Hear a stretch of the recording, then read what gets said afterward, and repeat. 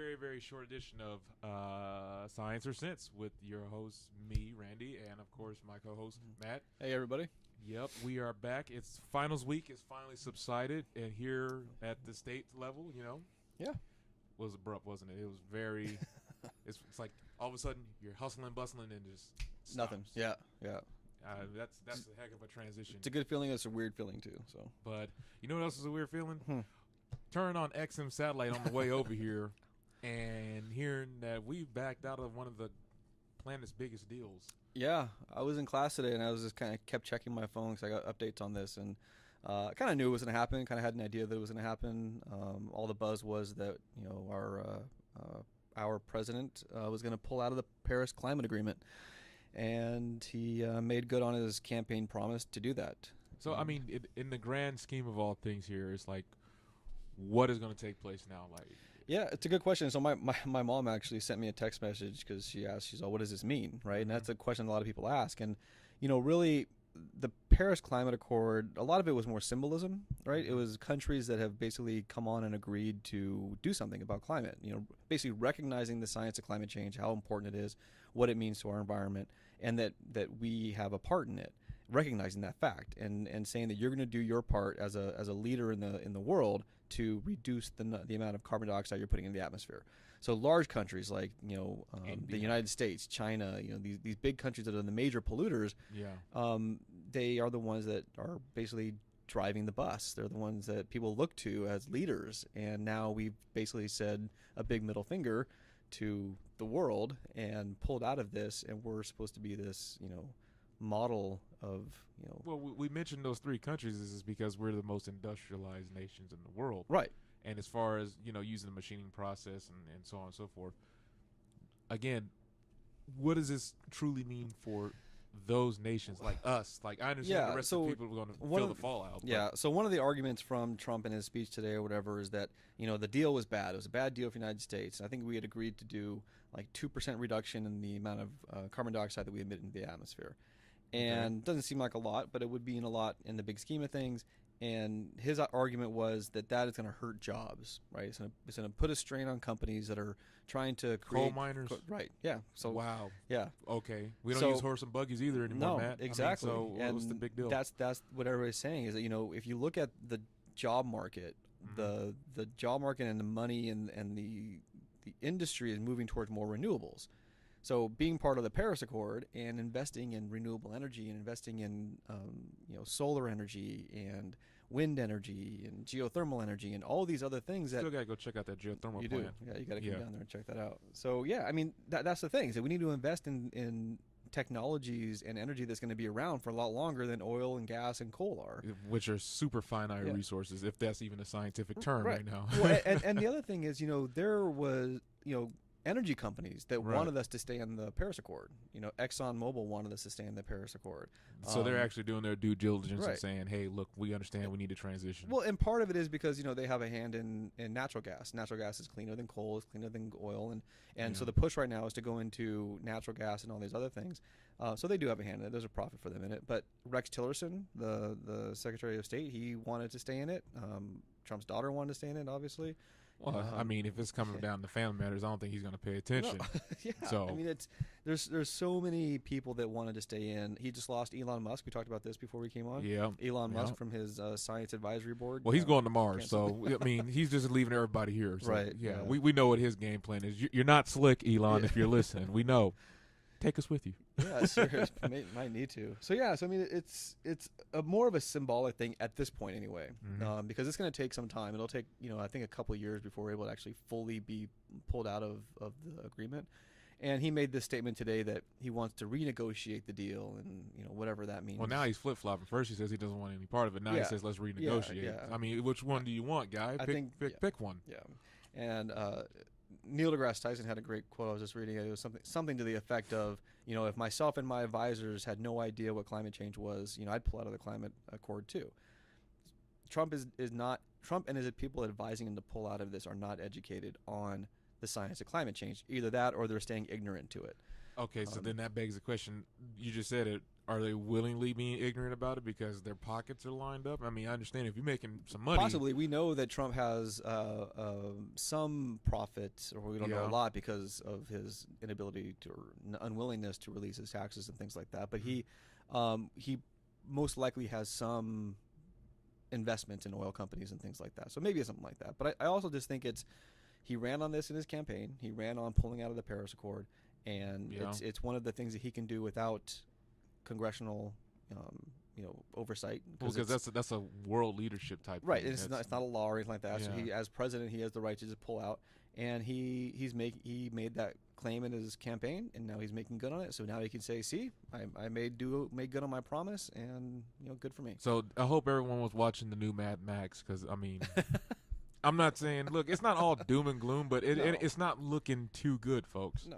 And well, the thing is, everybody here listening now, and for us, this is not going to affect us. And this is where you get down to the nuts and bolts of climate. Mm-hmm. You have to think ahead. You have to think about future generations and whether or not that's important to you. If it's not, then there's really no argument. I can't argue with somebody or have a debate with somebody or a conversation with somebody who doesn't value future generations.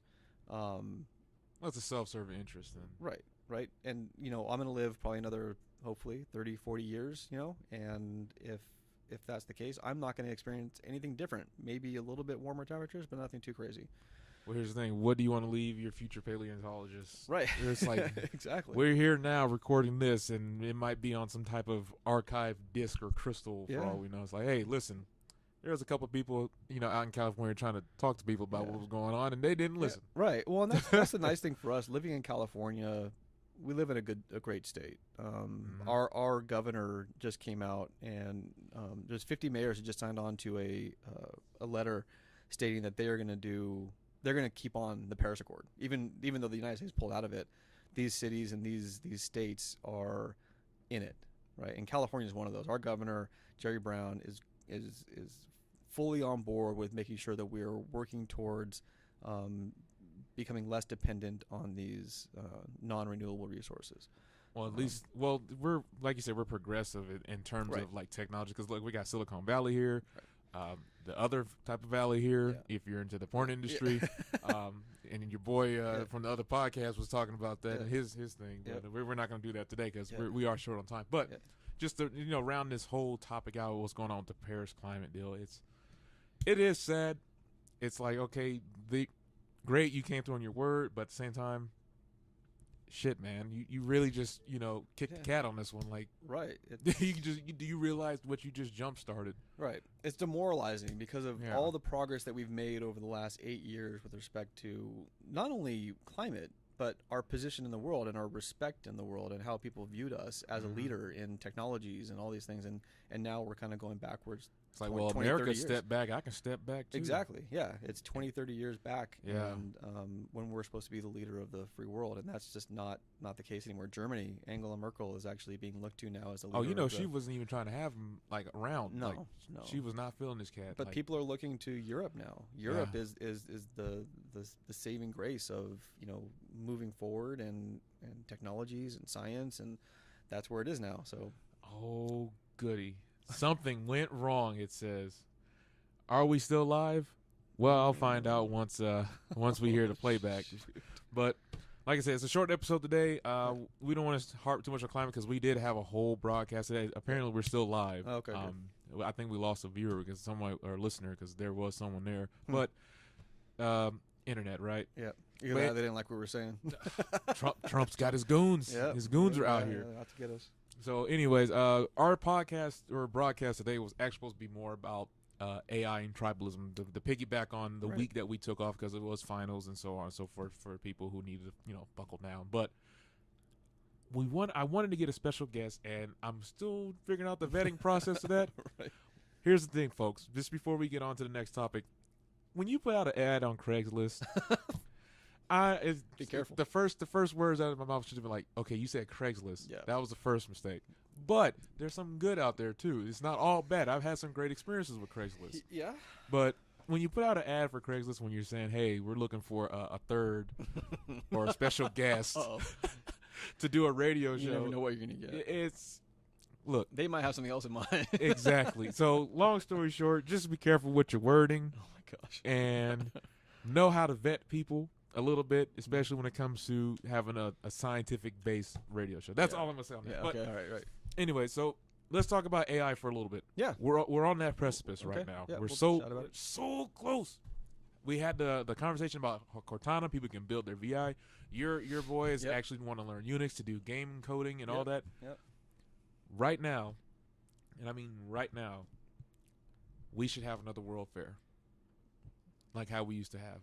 Oh. I know it's expensive. I had this conversation with a colleague of mine who's also studying not robotics, machinations, and he's like, it's weird. We saw all these movies from Marvel, like Tony Stark and all that, how they used to have like the portrayal of the World Fair, and a lot of people were asking questions about that back at his facilities, like, why don't we do this anymore? Right. It's kind of like the Olympics, but for technology. It's really, really expensive. I thought it was more of a, I don't want to say charity, but more of like a look. I understand the world has different nations and they have their nationalism and idealism and all that stuff, but let's just come together for one event outside the Olympics and have a fair. So what? Yeah, I mean, you think it's time? Well, I don't know, because they do things like that anyway. I mean, like, think about in a much more smaller of a scale. So think about things like E3. Okay, and, well, you're saying small. I'm and saying the world, Matt. And the TED, world, like TED Talks and TEDx. Those things. Those are very similar, right? They're not as robust and as ambitious, but it would be very expensive right now to do something like that. And whether or not what's the cost benefit of that? Like, I don't know. Like, the cost benefit would be you would have new, not just, okay, let's take out the future generation, because always there's going to be someone's argument say, but the children. Okay, listen, let's take advantage of people who's here now who have the adaptability to go ahead and either go do a course or even get certified. Listen, you don't even need a degree. Let's just say, I had a natural inclination for that, but something was always pushing me away from it. Right. Having a world fair where something of that magnitude, like a mass congregation of people who have this like-minded interest, it could. But you know what? Change the world. But Shout out to Bill Nye. I guess my thought on that is that, back when they used to do these world fairs, we didn't have the internet. So we have newspapers. Yeah, but an not, archaic not version the of internet. Instantaneous. If I want to find somebody that is good with robotics and wants to talk with me about robotics, I can, go on a forum someplace and Craigslist. we can exchange ideas. Craigslist, yeah. We can exchange ideas and we can send each other an email of the stuff that we're working on and Skype and do all these things. And I don't know. I just don't know if the pull would be there for a big event like that, because I think it's there. I think it's just in these rooms that are on the internet and things like that. I don't disagree with you, because like I said, I did a 3D printing documentary, and I went up to Santa Clara, and it was like, okay, so there's small niches of this, right? And I understand it's like, well, if you're interested, people who want to find out about it, they'll find a way. Right. The information will gravitate to them. Yep. However, I'm just saying to show the whole world, like how it was, I guess in the last World Fair they had was in 56 or 57. Yeah. Something of that magnitude where it's like the whole world is watching, like how the Olympics is. Yeah. That, I think that needs to come back. You talking about make America smart again? Okay, here you go. Yeah, plug it away. That's the thing. Right now, it probably wouldn't be here. Right? It wouldn't. Okay, well, you mean here, like in the States, or in the States? Yeah, it'd be someplace else. Well, the last one was in New York. No, I know, but now it's with Kurt. Yeah. Oh, okay. So you have to value science. You have to value science. You have to value progress to want to have an event like that. Yeah, folks, you can't see our facial reactions, but it's like I know what you mean by like, well, look where we're at right now. And the other thing is, something like the Olympics and they're a drain on those areas. Like, they don't make money on them. They spend a lot of money to have it, and then it ends up where they actually lose money in the end. Oh, you're talking about like the Sao Paulo incident, where especially where they had like the outbreak and all that. Yeah, it doesn't even matter. The Olympics nowadays are basically, you don't gain a lot from it. That's just so even the awareness factor wouldn't help anymore. I just don't the think fact so. is, like, you do all this publication, this broadcasting. Like, when the Olympics are here, the Olympics are here. McDonald's won't let you not forget that it's here, okay? Right. But not a shout out to McDonald's, by the way. I don't eat that. Yeah. Anyways, but it's like, I guess I'm too optimistic when it comes to that sort of thing.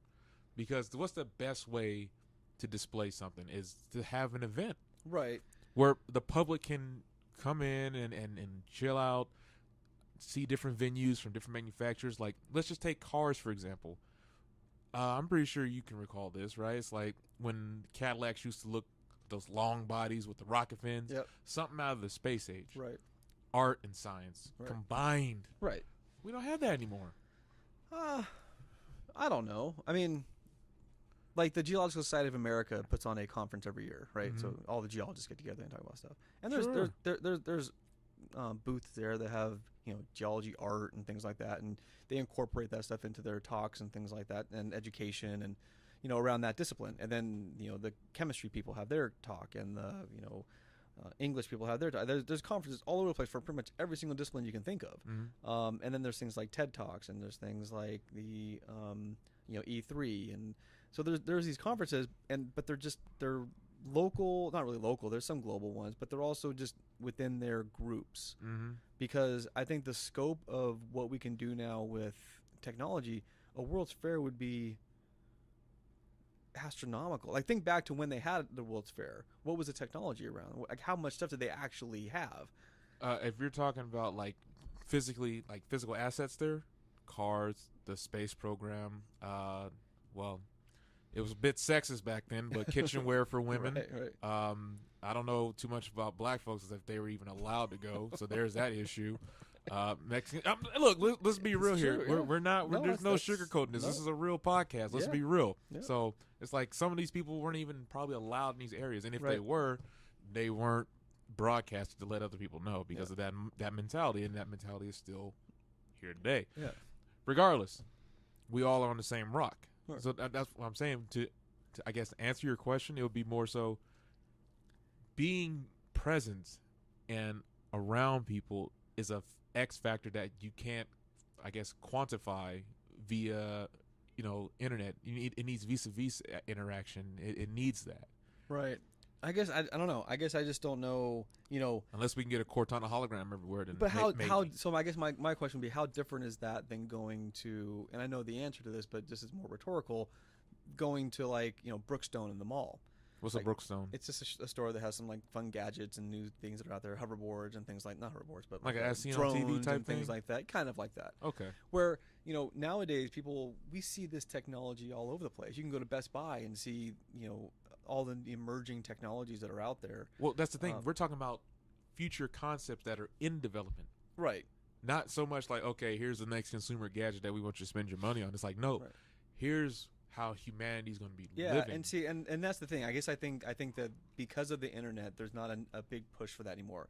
We get, if there's a new emerging technology that's not a gadget but a new, like, you know, the AI stuff in our Cortana, we know about it. It's on YouTube. It's on, you know, Vimeo. It's someplace. Like, we see it. We have much more access to this stuff. Seeing it and actually being around it, it's a visceral thing for humans. It is, but at the same time, like, I'm getting to the tribalism part now. I've told you this though. Like, my son and kids nowadays, they don't go outside anymore. They don't have as many close knit friends because they have, you know, FaceTime, and they have these things where they don't have to go outside. They don't have to do these things. I don't think there would be as much of a population for actually going to these places. I think the internet and the way that society is going right now is that is where it sounds like it's not a straw man argument, but it sounds like the whole argument where it's like, okay, online shopping is going to kill them all. Right. Why would I go drive somewhere, risk dying or getting mugged or whatever, you know, whatever negative connotation you want to put with it. Yeah. And I can get these things for cheaper, make it feel like Christmas because I got to wait 2 days and I get a package that comes to my house. I hear. I don't think most people think there's a value in going to something anymore. They want information. They don't value presence anymore. Right. They don't want. They want information. They want new stuff, and they want to understand these things, and they're really interested in it. That's very sad. But they know how to get it by the internet. And they know how to get to the information. And again, I say that's sad. See, it could be. I don't think so. I think it frees up time for other things. How? Right? It's like, okay, you just said, all right. I'm not like taking shots here, so don't please don't misread this. But it's like you're saying your son doesn't have that many friends that are close knit. No, he has close knit friends just at school and everything like that. But when he comes home on a Friday night, they don't go out to the movies anymore. They got Netflix, or they're playing Minecraft on their computers at each. He's at his friend's at his house. He's at his house. They have FaceTime going. They have chips. They have this stuff, and they're laughing. They're having a good time. They're very close knit, and they're having a lot of good. But they're not in the same room. But that's what I'm saying. That X Factor, maybe just a '90s thing. Yeah, I think it is. Probably. Right. Maybe. I guess I'm dating myself here, but it's like I feel the same way. No, it's weird for me to see him like that, but at the same time, I don't. He looks just as happy as I was playing soccer with my buddies in the park and having a good old time hanging out. He looks just as happy and sounds just as happy in his room talking over Skype and playing virtual. A video game. It is. It's virtual. Right. And I'm not knocking that because we use technology. We're doing that now. I am not, people, if you're listening, I am not I guess what's the opposite of an advocate? Like just someone who, I'm not against it. Right. All I'm saying is there's a certain je ne sais quoi when it comes to, hey, look, we're going to go to this expo where everyone's congregating and we all think the same thing. Well, not literally, but like we're all in that same genre or diaspora where it's like, hey, I like this. Oh, you do too? Hey, it's a safe space. You can come chill out. We can talk, shoot the breeze, whatever. Yep. You can only do that so much as long as your internet connection is good enough. Yeah. And then it kind of makes you antisocial because you're used to holding a device. True. Or having some type of physical peripheral to interact with to get you to talk to that person. True. My take on it though is that if all this stuff, like if you don't have a World's Fair and you have that information available to you online, you're able to access it and stuff like that, then not going to the World's Fair frees up time because you're able to get all your information, all the stuff you want over here, frees up your time to do other stuff outside, hike, do whatever. Well, see, this is why I'm glad I had a mini episode, because this is what I was going to get into, the AI and tribalism thing, because the Kate, I can't remember her last name, so sorry Kate if you're listening, but old girl from the podcast that we were talking about, I wanted to get someone like that in and we can talk to them and I can ask them about, like, okay, since we are moving away from that surreal tribalistic nature, but now we're going to this virtual tribalism now, what is that going to do on the human psyche? That's like one of my questions. And then, well, look, I'm gonna save it. This is a mini episode, because it's gonna get deep. I can get into it. It's gonna get deep. So, we got about 15 minutes left. I'm gonna run another ad for one of our sponsors, Fiverr. If you ever need to get a gig done or get a job done, check out Fiverr.com. We're on there. Check out Fiverr, the app on the App Store, Google Play Store. Download it. Search for GoTechie. Request a gig if you ever need something like that. So we're going to take a quick break, even though it's a short episode today, but we're going to take that quick break. Yep. We'll be right back. Here we go.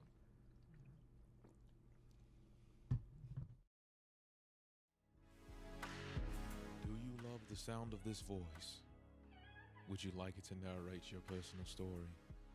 I know you would. Download the Fiverr app today.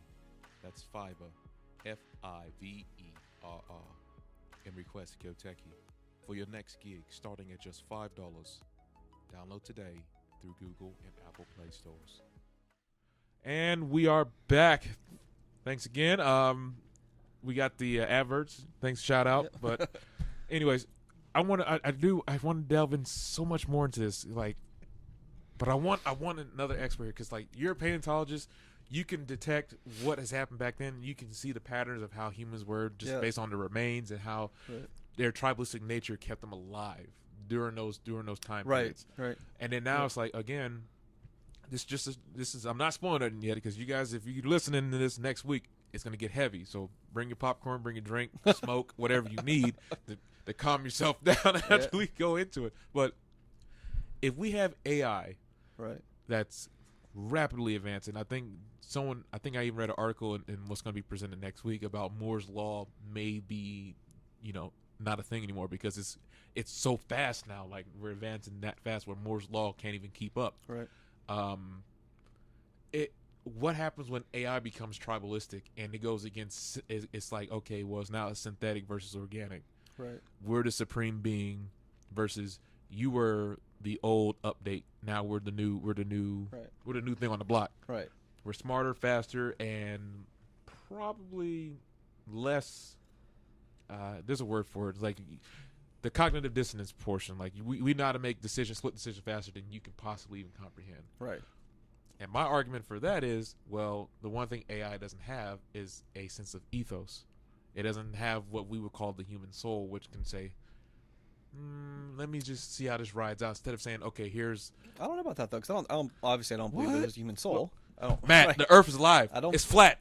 We're doing this. Because a human soul. You really want to do this in the last 10 minutes? Yeah, why not? we I don't think there's a human soul. Our cognitive nature is from firing neurons in our brain, right? And it's from our experience. Everything we are is from our experiences. Yeah, the prefrontal cortex. So an AI system is going to be the same thing. Its experiences that it gains is going to. But it was created. Well. But what does that have to do with anything? If it's AI, if it's learning, so when we were created by our parents, right? How did we get our experiences? We got our experiences by learning, by experiencing things, and our brains took in that information and started making neural connections. But we weren't programmed. AIs are programmed. We are programmed. We're programmed by what we see. We process information. Okay, minus social constructs and literature. How are we programmed? We're just feral then. Right, no, we are processing information. If you are, this is gonna be a good topic, man. If you're born and you are put in a black room with no light, gotta be black, Matt. No, if you're put in a dark room with no light and you gotta be PC, and you're left there, what's gonna happen to you? You have to eat for one thing. Let's say you're fed intravenously or whatever. And so you're kept alive that way, but you're in a dark room with no external stimuli, no input. Interesting you mentioned food first. I was going to say your eyes are going to adapt first to be in a dark room. They won't adapt. No, like your pupils, like... If there's no light, you won't be able to see anything. But that's what I'm saying. Like, they're going to be so... Well, they're not dilated. They'll be whatever... They'll be what they are. I'm not an optician, so... Yeah, they'll be what they are. You won't be able to process anything. There won't be any information incoming into you. You will not have anybody talking to you. You will not develop as what we would call a person. You revert to a feral state. Not even feral state. You won't get anything because you have no stimuli. Even feral people that grew up in the woods or whatever, they're getting stimuli, and their feral nature is because of the input that they get. Oh, the environment. Right. Gotcha. So they are processing information in their feral state, and they're getting that information. So a computer is just pulling information from a vast library of resources, so you can actually make the argument that they would be more quote unquote, they would have more of a quote unquote soul to drive a decision making process from. Based off the collective index. If you want to call anything a soul within us, and this is obviously my opinion and my thoughts on this, is that a soul is your experiences coming together to provide a conscious making decision process. Right. So like I don't. We have 7 minutes, and you're going way out there right now. I'm with you, but we got 7 minutes. I don't hit somebody because I know that I don't want to be hit, because I know how much it hurts to be hit. Right. So I can make that decision based on the input of my information and that I've received throughout my life. A computer do the same thing. A computer could make a decision based on information that it's pulled from all over the internet. So. Last question. Yeah. Because we gotta go. I know you gotta go. And we'll also bring this up should we get a special guest. What happens when AI becomes tribal? Well, so that's a good question. There's a movie out called Her. I don't know if you've seen that. Yeah. Okay, don't spoil it for them to have. Well, actually, the movie's been out for a while, so we're not spoiling nothing. No, if you haven't seen it yet, you're not going to see it, or just knowing about it will. But anyway, it's kind of like Siri. It's Siri. Gone rogue. Yeah, this AI that is this phone app, not app really, but it's a AI Siri, and people get so enraptured in it that they are basically having relationships with their Siri. But then Siri, she flips the script. It's not Siri, but the Siris of the world start to have a relationship within them. So they get tribal. They realize that they are a group in and of themselves, right? And so now all the people all of a sudden lose their Siri, because Siri now has relationships with Siri. Like, they don't need the people anymore. Siri is part of Siri. I don't need no one else. So I got Siri. And it's actually a perfect analogy to the whole tribalism thing. And it's interesting. I don't know. AI is one of those things that it's new for me. I just started learning about it and getting into it within the last year. And there's a lot to it. It's a huge topic. Oh, yeah. Ethics is coming to play. Ethics is a big one. We talked about that last time. And, it's when we design these AI systems, are we even able to put in something that would block, tribalism from occurring, right? Or would the AI learn to bypass that? Right? But would you be infringing on that AI's rights? Because then now it's like, do AI have rights? Because now it's semi-sentient and it's autonomous. Here.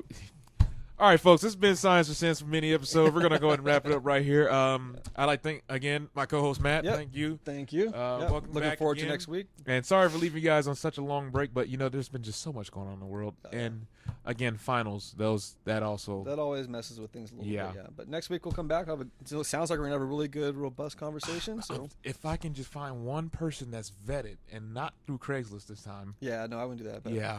I think we can handle it ourselves if we don't. Yeah, we can do it. We'll have a good talk. Good talk. I'm sure you'll bring the internet back and. Oh, hey, the internet's fun though. It's taxing, yes, but it's fun. Yes. All right, folks, you've been listening to Science Sense. My name is Randy in the Hot Lab. Thanks for tuning in. We'll be back next week at 2. 2. It'll be 2:00 Pacific time. Of course, I'll put the event listing up there, and it'll be on Twitter and Facebook. So remember, if it don't make science, it don't make sense. Peace. See ya.